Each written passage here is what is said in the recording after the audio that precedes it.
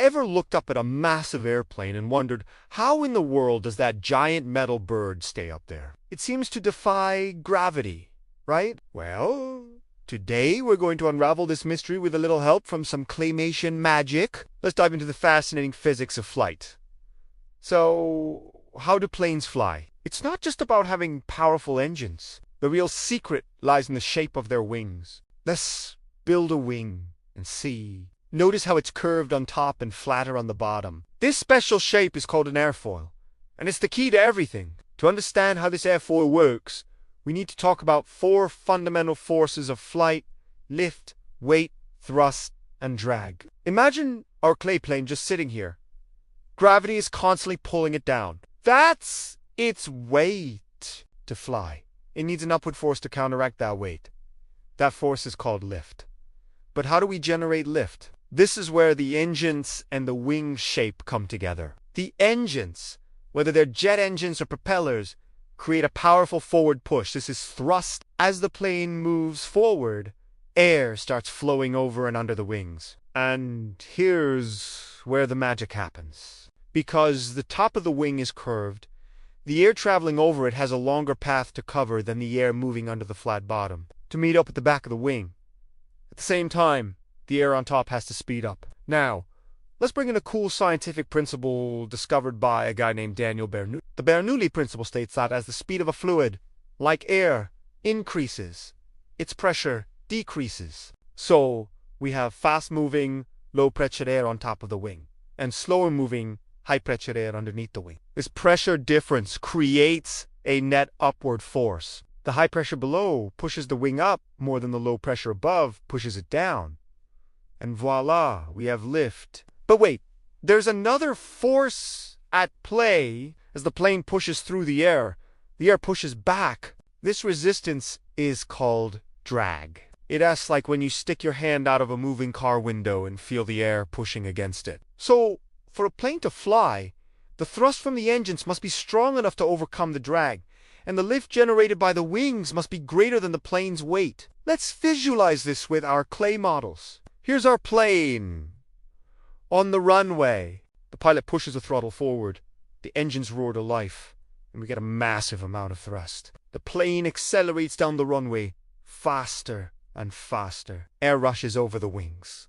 The pressure difference builds, and lift starts to increase. Once the lift is strong enough to overcome the plane's weight, it takes off and climbs into the sky. But what about steering? How does a pilot control this magnificent machine? Planes have several moving parts on their wings and tail that allow the pilot to maneuver. Let's look at the back of the wings.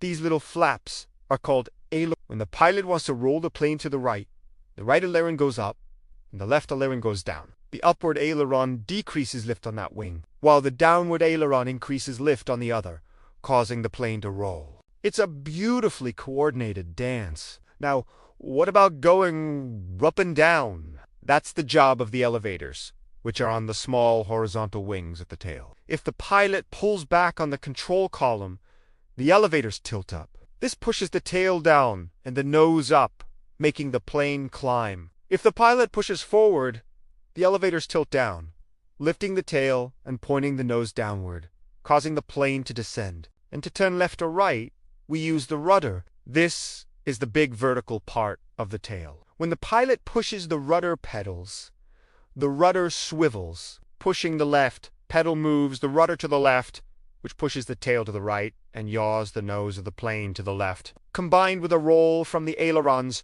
this allows the plane to make a smooth, coordinated turn. So, to recap, thrust from the engines overcomes drag and pushes the plane forward. This forward motion sends air over the specially shaped wings, or air. The curved top of the wing makes the air travel faster, creating a low pressure zone above the wing. The flatter bottom has slower air and higher pressure. This pressure difference creates lift, which counteracts the plane's weight. And the pilot uses ailerons, elevators, and the rudder to control the plane's movement in the air. It's an incredible symphony of physics and engineering. Let's think about the different phases of flight. During takeoff, the pilot uses maximum thrusts and adjusts flaps on the wings to generate extra lift at lower speeds. These flaps increase the curvature in the surface area of the wing temporarily. Once airborne and at cruising altitude, the pilot reduces thrust to a level where it perfectly balances drag and adjusts the plane's pitch so that lift perfectly balances weight. This is why flying feels so smooth. Most of the time, the forces are in equilibrium.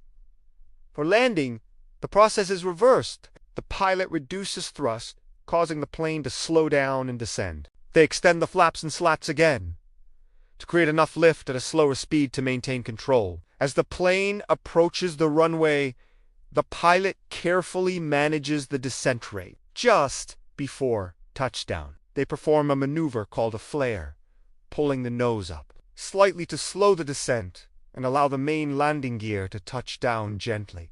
Then, spoilers on the wings pop up to dump the lift and increase drag, and reverse thrusters from the engines help the plane slow down quickly on the runway.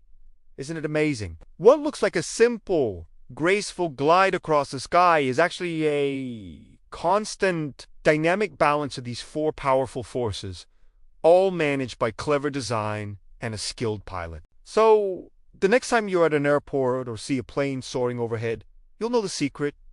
It's not magic, it's science. The elegant dance between lift, weight, thrust, and drag, all made possible by that brilliantly simple curved wing. It is a testament to human ingenuity and our desire to explore the world from a different perspective. Thank you so much for joining me on this Claymation adventure into the physics of flight. I hope you found it as cool as I do. If you enjoyed this video and learned something new, please give it a thumbs up and hit that subscribe button for more animated science. Let me know in the comments what other scientific mysteries you'd like to see us tackle. Until next time, keep looking up and stay curious.